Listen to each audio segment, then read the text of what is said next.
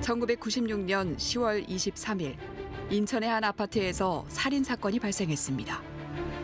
와병 중이던 70대 노인이 괴한이 휘두른 흉기에 맞아 목숨을 잃었는데요. 노인을 가격한 몽둥이에는 정이봉, 석자가 새겨져 있었습니다. 범인은 살아있습니다. 범인은 40대 버스기사 박기서 씨. 정말 내가 살인자가 되더라도 이 인간은 내가 정말 처단을 하겠다. 누구도 하는 사람이 없잖아요. 어? 그래서 그야말로 천수를 다하고 제 생명을 부귀영화를 다 누리고 죽는다? 도저히 용납이 안 되는 거예요. 제 마음에, 제 양심에. 그가 살해한 남자는 다름 아닌 백범 김구 선생을 총으로 저격한 암살범 안두희였습니다. 평범한 버스 운전사였던 박기서. 그는 왜 정의를 부르짖으며 스스로 살인자의 길을 선택하게 된 걸까요? 죄송합니다.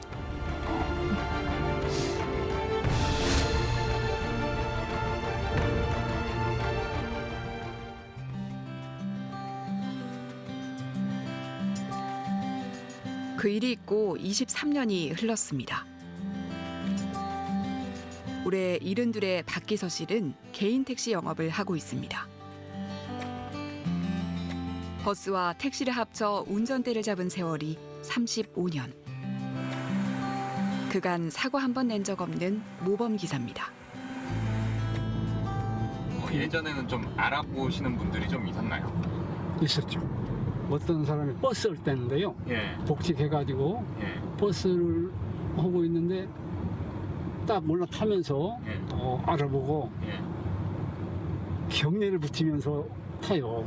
그런 경우도 있었고요. 예. 택시 할 때는요. 예. 저걸 제 사진하고 면허증에 있잖아요. 예. 운행증.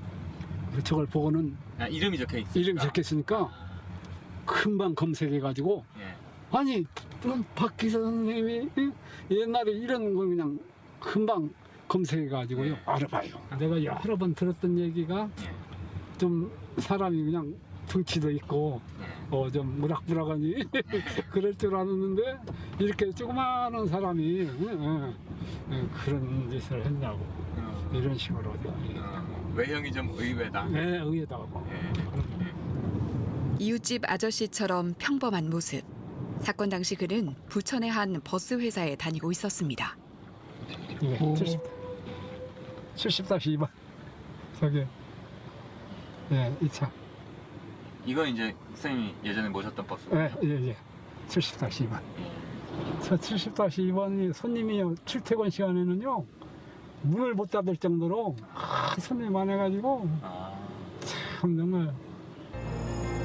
새벽부터 늦은 밤까지 평범한 시민들의 발이 돼 주었던 성실한 버스 운전사. 그는 어떻게 안두희를 처단하겠다는 결심을 하게 된 걸까요?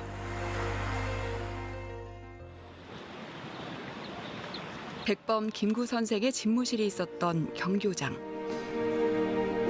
1945년 11월 중국 상해에서 돌아와 암살되기까지 3년 7개월간 머물렀던 임시정부의 마지막 청사입니다.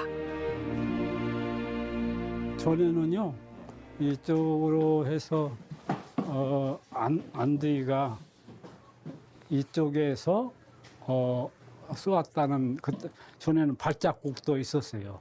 그리고 선생님은 저쪽 의자에서 앉아 계신 걸 저격을 한 걸로 이렇게 나와 있었거든요. 70년 전 비극의 현장. 1949년 6월 26일 낮 12시.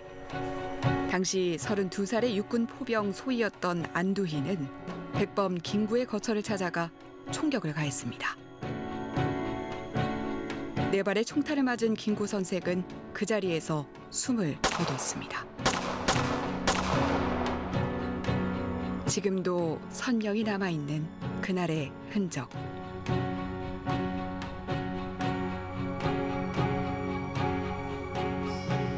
너무나 가슴이 아파요. 여기 오면 정신적으로 큰 민족에게 희망을 줘 그런 정신이 좌절됐다는 그 절망감 그런 것들이 온 민족한테 참 큰 아픔을 준 것 같아요. 제가 절 한번 읽겠습니다.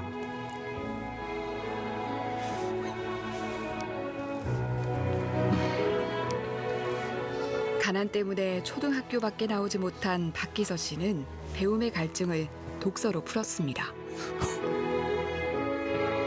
독실한 천주교 신자였던 그는 도마 안중근의 삶에 깊이 빠져들었고 30대엔 버스 운전을 하며 틈틈이 백범일지를 읽었습니다. 조국의 독립을 위해 평생을 바친 결의 스승. 우리 땅 민족이 일제를 무장하라 방어를 걸어오는 그런 기술을 당해버립니다. 광복 후에도 백범 김구는 신탁 통치에 반대하며 분단된 조국의 통일을 꿈꿨습니다. 죄송합니다. 김구 선생을 향한 존경심이 커질수록 현실에 대한 실망감 또한 커졌습니다. 암살범 안두희가 이승만 정권을 비롯한 역대 정부의 비호 아래 생존해 있다는 것도 그에게는 충격이었죠. 마음적으로는요 항시 그런 새로운 민주화 운동이라든가 이런 데에서 정말 막 참여하고 싶고 그랬지만은 그걸 참여는 못하고 그래서 항시 죄의식 같은 게 있었어요. 딴 것도 아니고 선생님을 시해한 자가 나이가 들어서 그 정말 와석정신 정말 편안하니 천수를 수명을 다하고 죽는다면 이 땅에 정의라는 게 있는 건가? 지금도 제대로 밝혀지지 않은 암살의 배후. 1949년 6월 26일 날 낮 12시 안두희가 김구 선생을 시해하고 얼마 만에 그냥 느닷없이 헌병대가 출동을 합니다. 안두희가 좀 맞았어요. 그 경찰들한테. 그래서 치료를 한다는 명목으로 감옥에도 넣지 않았다는 점이라든지. 옥중에서 썼다는 안두희의 회고록엔 암살의 배후에 권력이 있었다는 걸 짐작해야 합니다.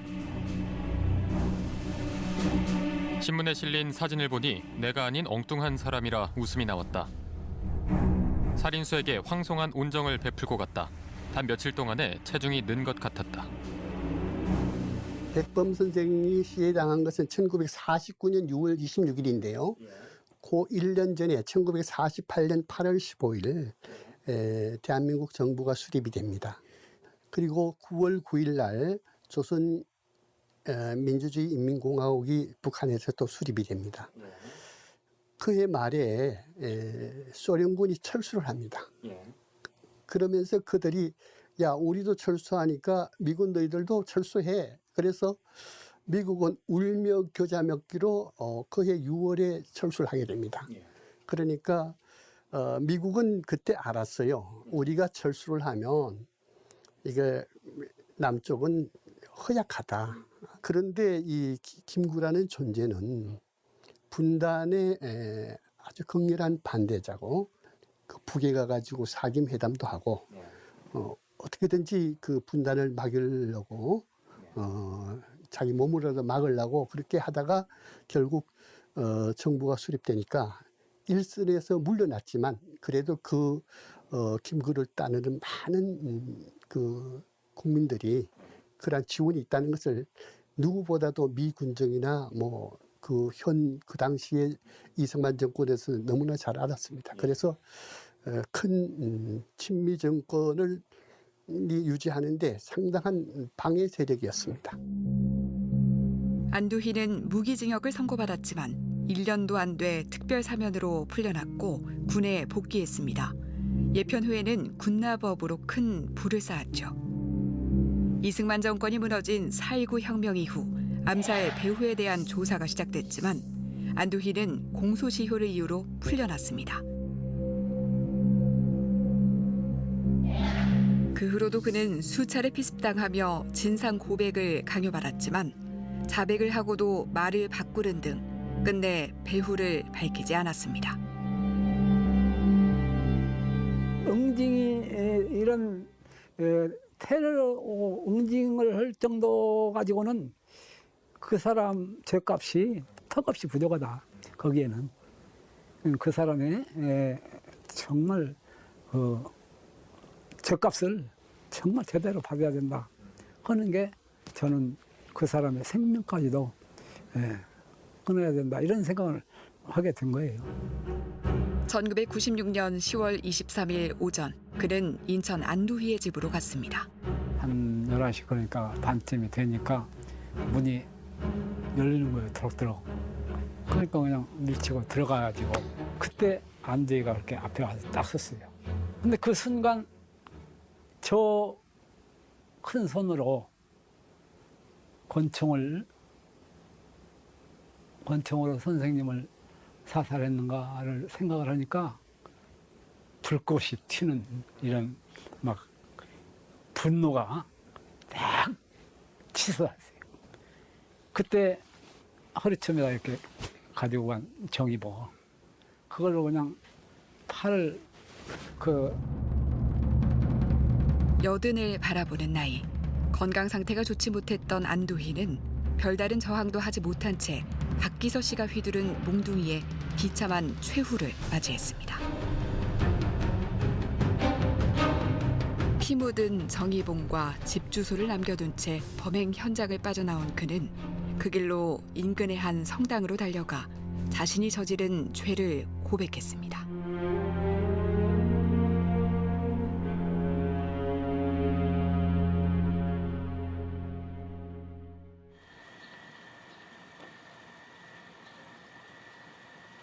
당시 그를 맞이해준 이준희 신부. 신부님 옛날에는 머리가 이렇게 허옇지 않으셨잖아요. 사돈 낱말하네. 우리 건강했어요? 예. 머리도 이제 나보다 더 웃네. 지금도 옛날 그 생각하면요, 목이 메요. 예. 나도 못 잊지 뭐. 신부입니다. 저는 특히나 신부님을 잊을 수가 없어요. 평생. 네. 그러니까 이거 예. 독실한 카톨릭 신자였던 그가 계명을 어기고 저지른 죄였습니다. 경험이 없지. 경험이 없어서. 커튼 너머로 들려오는 떨리는 목소리. 살인의 죄를 고백할 거라곤 생각지 못했습니다. 내가 마당에서 일하고 있었는데 그러다가 자기 성사 달라고 해서 가시자 그래요. 성당에 이제 들어와서 거기서 성사를 이제 드렸는데 조금 속으로 놀랬죠. 놀랬고 그리고 또 하나는 그렇게 큰 일을 저기 하고 성사를 보러 왔던 그 마음이 아주 대견한 생각이 들었죠. 왜 대견합니까? 보통 저기 있으면 뭐 도망을 가든가 이럴 수 있잖아요. 아무리 신자라 하더라도. 그런데 성사를 먼저 보러 왔다는 게 그 대단한 신앙심이잖아요. 그 신앙심이 놀라웠죠. 죗값을 치르겠다는 각오가 이미 네, 그런 마음 가지고 있었고 내가 자수를 하자고 권고했을 때 바로 그렇게 하겠다고 응답을 하셨던 것 같아요. 고해 성사 후 신부님은 사제실이 있는 건너편 건물로 그를 데리고 갔습니다. 이거 완전 창고네. 창고가 됐네요. 이게 비밀방이야 이게. 비밀방이.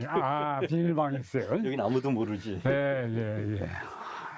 그때 왜 여기에 숨어 계셨어요? 저기 그 자수하는 게 잡혀가는 것보다는 낫잖아. 그렇지. 그러죠. 그래서 나는 이제 자수를 하시려고 했고, 그리고 그 이제 경찰들은 자기 업적을 쌓아야 되니까 자수했지만은 그거를 검거로 이렇게 할 수도 있잖아. 그걸 내가 염려를 했죠. 그래서 여기다 이제 숨겨놓고 계속 내려다 보고 있다. 이곳에서 안두희 추적자 중 하나였던 권중희 씨를 기다려 그의 차를 타고 함께 경찰서로 갔습니다. 오늘은 살아있습니다. 오늘은 살아있습니다. 박기서 씨는 1심에서 징역 5년을 선고받았습니다. 사회적으로 그를 돕기 위한 움직임이 크게 일어났는데요. 당시 박기서 씨의 무료 변론을 맡았던 조영상 변호사. 네, 반갑습니다. 네. 물론 이제 안두희 씨를 그렇게 살해한 것은 타당치 않다. 그렇게 하신 분도 꽤 있어요. 왜 거의 지금 그 당시에 아마 안두희 씨가 거의 80 가까이 됐거든요. 가만히 있어도 얼마 못 사실 건데 굳이 그렇게까지 하면 되겠냐 그렇게 생각을 하신 분도 있었고 그렇지만 이제 어떻게 보면 이제 이 역사적인 심판을 했고 또 그런 그 국가가 하지 못한 행위를 했기 때문에 큰 틀에 봤을 때는 형이 오히려 더 낮아진 것도 좋지 않겠느냐. 안두희는 선생님을 그렇게 암살을 하고 1년도 안 돼서 감옥에서 호의호식 해가면서 그 석방했던 박기서 동지는 정당한 그 역사적인 행위를 했음에도 불구하고 5년이나 감옥을 보내는 것에 대해서 이제 분노를 한 거죠. 살인죄 혐의로 구속된 그를 위해 사회 각계의 인사들이 나서 석방 대책위원회를 꾸리고 그의 석방을 촉구하는 대대적인 서명운동이 시작됐습니다. 우리가 그 석방운동을 하러 다닐 때 그 셋째 형님이 있어요. 박기서 동지 얼굴 보자마자 왜 너여야 되느냐, 네가 왜 이 일을 담당해야 되냐 하면서 발을 막 구르더라는 거예요. 그래 그 충격은 그 가족들의 충격은 이루 말할 수가 없었겠죠. 그런데 이제 그 석방운동을 그렇게 열심히 하니까 이분이 내 동생이 참 자랑스러운 일을 했다. 내가 안심해도 되겠구나. 자기가 살인자가 되는데 누가 좋겠어요. 그러니까 그런 일을 해낸 분이기 때문에 더 감사하고 고마운 거죠.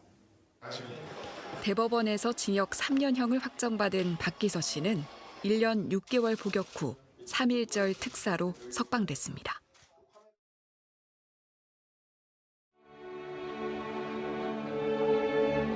지난 6월 26일 백범 김구서거 70주기 추모식이 열렸습니다. 안두희의 흉탄에 세상을 떠난 지 올해로 70년. 출소 후 박기서 씨는 백범 김구 선생을 비롯해 임정요인들의 묘가 안치된 효창원 성역화 작업에 앞장서고 있습니다.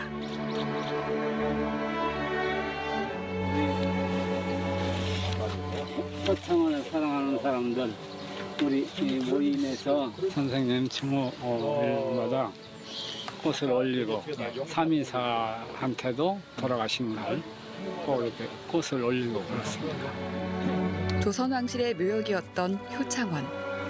일제는 이곳에 군을 주둔시키고 골프장과 유원지를 지어 식민지 공원으로 만들었습니다. 광복 후 김구 선생은 일본군 주둔지를 철거하고 윤봉길, 이봉창, 백정기 의사의 유해를 찾아와 이곳에 안장시켰습니다. 조국이 광복되면 자신의 유해를 고국으로 옮겨달라던 안중근 의사의 유언에 따라 그의 빈 묘도 만들어졌습니다. 백범은 효창원의 독립운동가 묘역을 만들고 자신도 1949년 이곳에 잠들었습니다. 독립운동의 상징적인 곳이지만 현실은 그렇지 못해 박기서 씨는 분통을 터뜨립니다. 그 옛날에는요, 이게 들어서기 전에 여기에 연못이었답니다. 연못. 그래서 배산 임수라고 해서 기가 막힌 명당짜리랍니다. 이게 효창원이. 그러니까 옛날에 그 왕실 묘역으로 그렇게 듣겠죠. 애국 선열들이 묻힌 국가 성묘에 운동장이 들어선 건 1959년.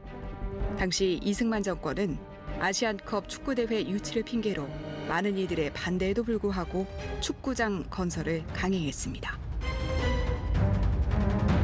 이후로도 독립투쟁의 흔적을 지우기 위한 시도들은 계속됐습니다.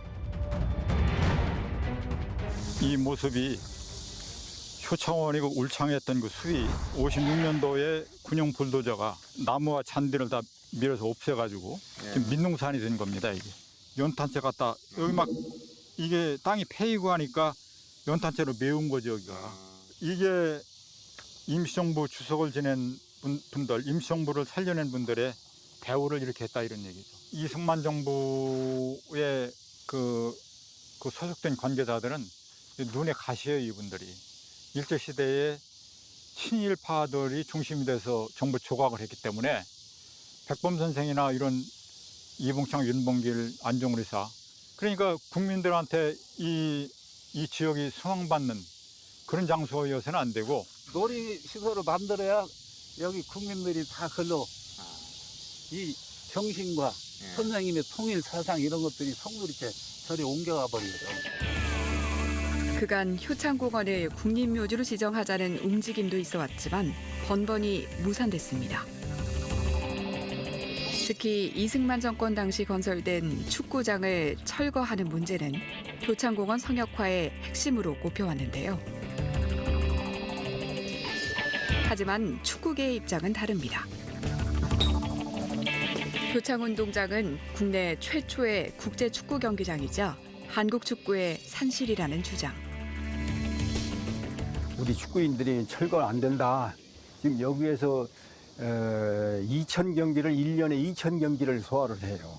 그리고 여기에서도 많은 김정남이 이회택이 이회택이 손흥민이 뭐 그런 박지성 이런 같은 기라성 같은 스타를 출소시킨 데가 여기거든요.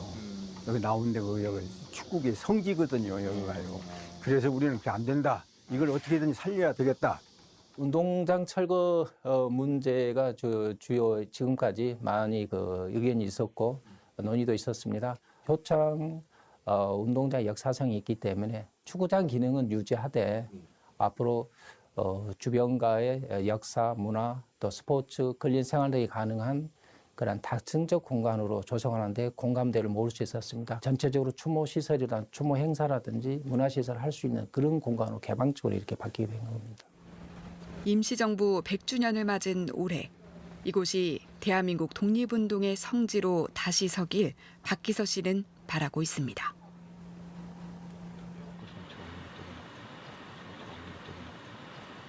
오른쪽에서부터 왼쪽으로 양심, 건국 이렇게 액자로 이렇게 길게 어진 마음이 나라를 세운다는 그 정신으로 그 응징을 하겠다는 마음을 아주 그냥 매일 다짐하다시피 했죠.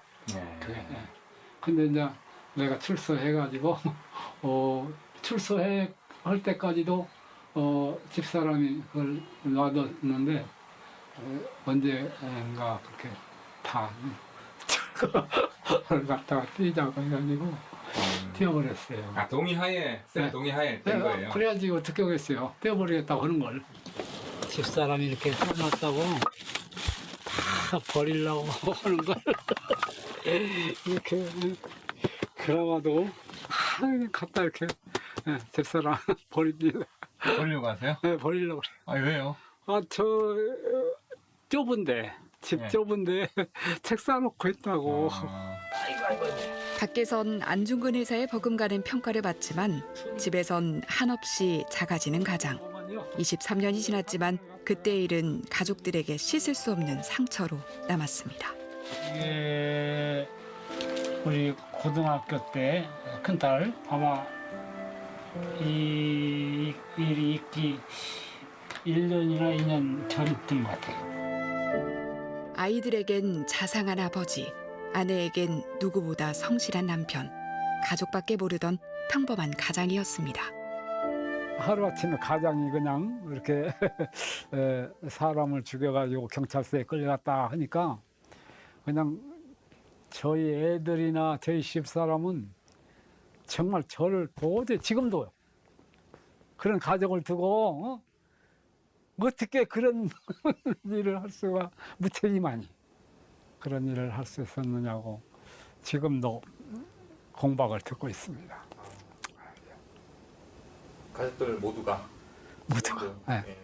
그런 걸 다 지금와 돌이켜보면 왜 나여야만 했을까 후회와 원망의 마음도 밀려듭니다. 내가 왜 그때 그런 마음을 먹었는지요. 정말 소시민으로 살았거든요. 뭐 하나 욕심부리고 그렇게 살지를 않았어요.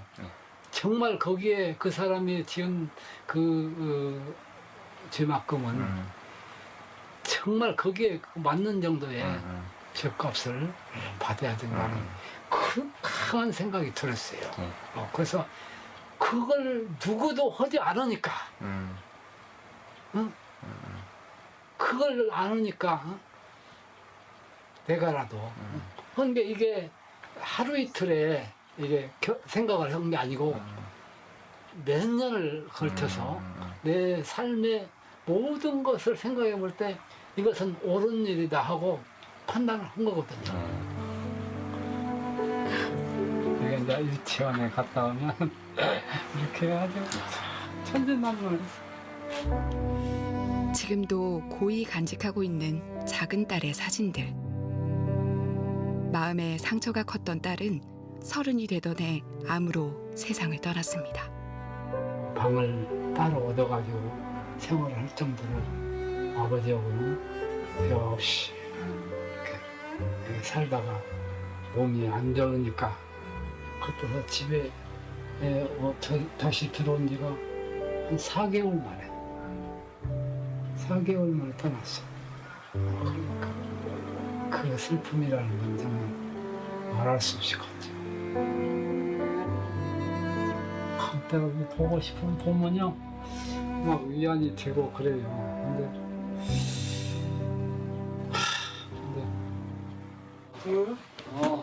저 내가 뭐냐 얘기했지 않나? 신발 보고 재원이랑 뭐 매형이랑 혜연이랑 다 온 줄 알았어. 깜짝 놀랐네. 신발 보고. 그래가지고 박기서 씨의 막내 아들 찬종 씨. 당시 8살이었던 아들은 이제 장성한 청년이 됐습니다. 고등학교 그때는 몰랐죠.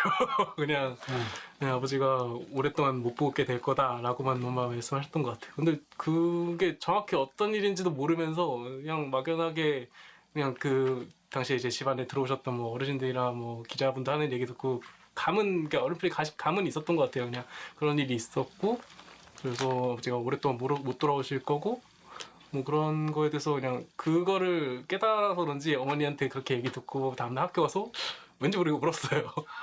학교 가서.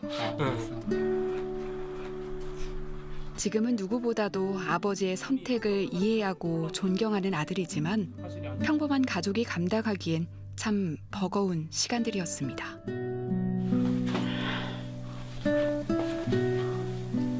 그래서 나는 후회 않지만 당신 힘들었다는 거 인정하고 그래서 내가 얼마나 당신한테 잘하고 있는가. 솔직히 내가 가족이 겪은 비극, 정의라는 이름으로 치유될 수 있을까요?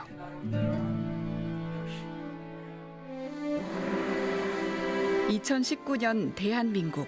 지금 우리가 당연하다고 여기는 자유와 민주를 이루기까지 많은 이들의 희생이 뒤따랐습니다.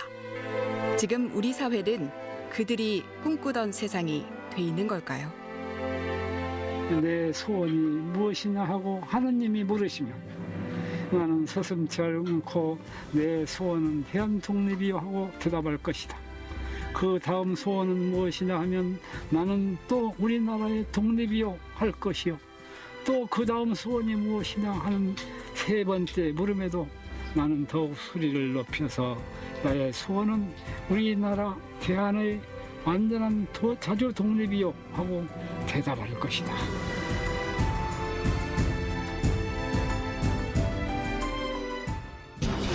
IMF 사태 직전 전 세계가 얽힌 초대형들이 한복 이거 매질을 뭘 하시라고요. 이거 짜증나 진짜. 모든 것들이 세금 때문에 가능해지고 있는 건데 근데 사실 이제 그렇게 인식을 못하죠.